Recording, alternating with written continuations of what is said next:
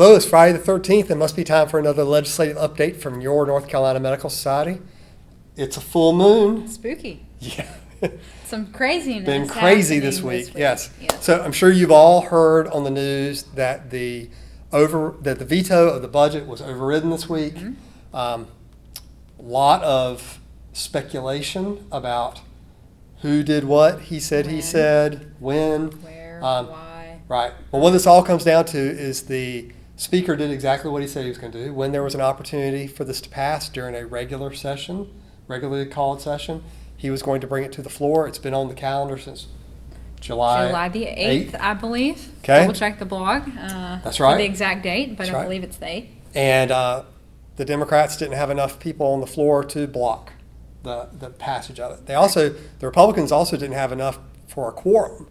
But that was missed without the Democrats being there. That's Because right. there's a lot of Republicans who were missing from this session as well. That's right. But that was overlooked because of the energy of the time, the excitement of the day, the yelling that was occurring, and it passed. If you go back and watch the video, or you've heard the audio, Mm-hmm. you will barely hear that they also overrode House Bill 555, which is the Medicaid transformation bill, the mini budget. Right. So you can kind of hear it in the background, but that has certainly been overshadowed by the veto override of the budget. The full budget. Yeah. And just one vote difference between the Medicaid transformation and the budget. So mostly along the same party lines for both of those votes. Right. Mostly. These still have to go to the Senate.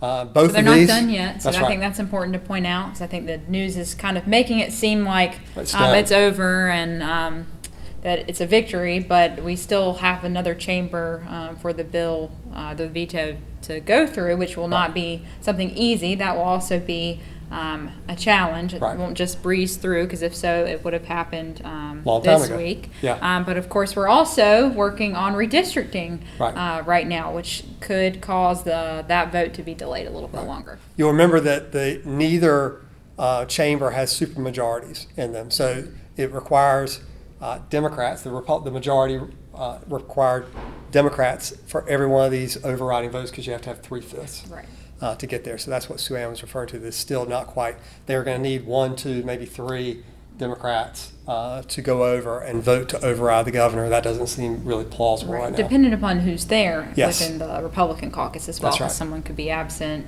That's right. for any number of reasons. Exactly. But like Sam was saying, it is redistricting time, and that's by court order, and they only have until next Tuesday to get that done. So if you've been keeping up online, you Or can. if you're very bored, you can watch the redistricting happening. There's a live feed of whenever there is staff or legislators in the room. You can actually see the maps that they are working on, and the court order specifically says that those map drawings have to happen within those rooms. That's right, and they have to be open for the public. They have to be able to see them, which is why they're doing the live stream. Yeah. Yeah. So we're expecting those to be done the first of the week, and that really is probably going to eat up most of the time, most of the conversation next week also. Simultaneous to all this happening, another big medical thing happened as well. Yes, so the Healthcare for Working Families bill was pulled off the calendar, the House calendar, which was also sitting up there for since July 8th on the House, but that has been re-referred to the Health Committee. So to be determined if or when that will be taken up. Representative Lambeth says that he wants to do some more work on that bill. And if you looked at all online, you notice that there are lots and lots of amendments by Democrats on there, so lots of changes they were seeking to that bill. There's and still Republicans too. There are a few Republican amendments as well. I That's think correct. 12 total amendments. And so there was still some work that a committee could do rather than taking all that and trying to deal with it on the floor. I think there's also still a lot of question of whether that bill would even be taken up at all by the Senate.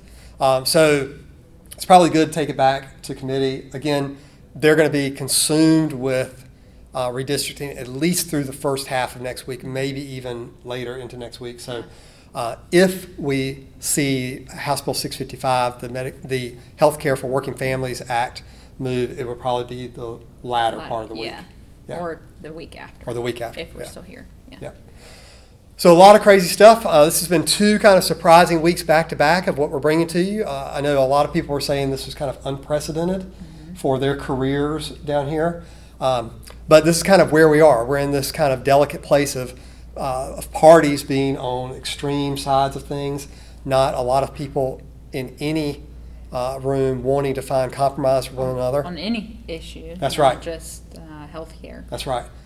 So I think that's what we're going to leave you with today. That's the takeaway on this Friday the 13th is if you want to see something really done, we need your help in beginning those one-on-one conversations back home with your legislators about that.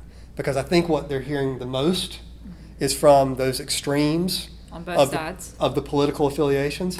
And until they really start hearing from everybody about what it is that we want to compromise on, what it is that we really want for our communities, for our state. What the impact is. What that impact, that's right.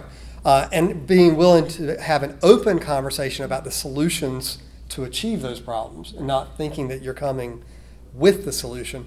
I think we're going to be stuck in the cycle for a long time. Yeah, which we don't want to be, so.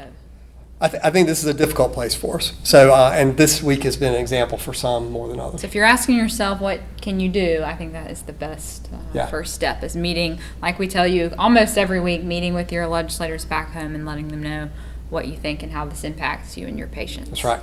And if you need help doing that, give us a call, write us an email, send us a note through the website, whatever is most convenient for you. We will help you start that relationship conversation so you can have those conversations back home and you don't even have to come to Raleigh. Yeah. Yep. All right, so on that happy note, we're going to wrap this up. We hope you have a great, safe weekend, this Friday the 13th weekend, and we look forward to bringing you another update next week.